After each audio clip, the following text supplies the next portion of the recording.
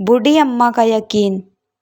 यह बूढ़ी अम्मा हर रोज अपने घर से काम पर जाती थी। सभी के बर्तन वह किया करती थी।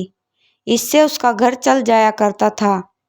उसे कोई भोजन दिया करता था।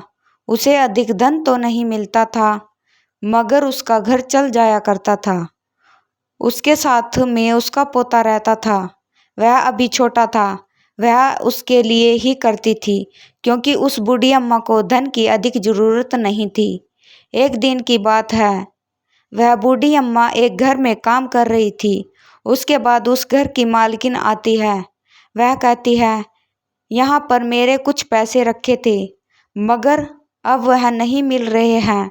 यह सुनकर वह बूढ़ी अम्मा कहती है, मुझे नहीं पता है, मैंने नहीं देखे हैं। मगर वह मालकिन कहती है, यहाँ पर कोई भी बाहर का आदमी नहीं आया है। यहाँ पर सभी घर के हैं, मगर तुम बाहर से आई हो। मुझे तो लगता है तुमने चोरी की है। अब तुम मुझे नहीं बता रही हो। यह सुनकर वह बूढ़ी अम्मा कहती है, मैं यहाँ पर चोरी करके क्या कर सकती हूँ, जबकि तुम इस बात को जानती हो।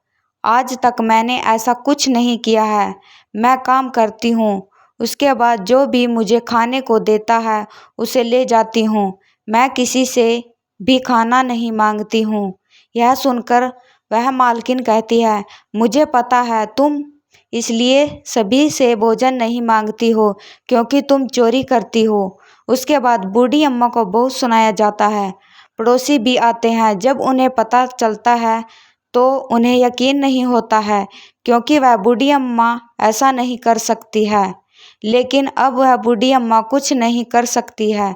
कुछ समय बाद मालकिन की बेटी आती है। वह बाहर गई थी, उसे कुछ सामान लाना था, इसलिए वह पैसे लेकर गई थी जो कि टेबल पर रखे थे।